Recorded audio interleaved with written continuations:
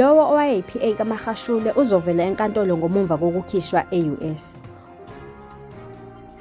uMorowadi Tsholota kanye no-Ace Magashule baphakathi kwezikhulu zikahulumeni eziningi ezibhekene namacala okukhwabanisa nenkohlakalo ahlobene nethenda ye-Asbesto ka-R255 million eyehliswayo. Wonke amehlo athe njo enkantolo yemantshi yaseBloemfontein lapho kulindeleke khona ukuthi lowo owayengumsizi kaNdunankulu waseFree State u-Ace Magashule avele ngoMsombuluko.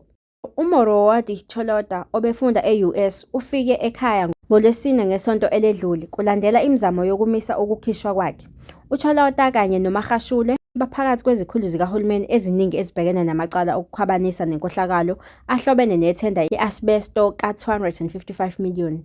Kuvele ngesikhathi ikhomishana ebiphenya ngokubanjwa kombuso ngo-2019 ukuthi uyathinteka ezivumelwaneni zikaMagashule. uTsholota usolwa ngokugqugquzela ukuhwebelana kwezimali zenkohlakalo egameni lowayengumphathi wakhe, uMagashule. uTsholota uqale wavuma ukuba ngufakazi wombuso kuleli cala, nokho kwavela ukuthi wenqabile ukubambisana nabaphenyi abebephenya ngalolu daba.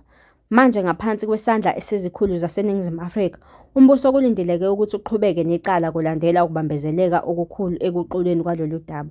Kubikwe ukuthi ithimba labameli bakaTsholota liyazethemba ukuthi uzoyithola ibheyili naphezu kwezinhloso zombuso zokuphikisa ukukhululwa kwakhe. Lezi zindaba kuzifundela uNethi kaMaphumulo. Stay connected, stay informed.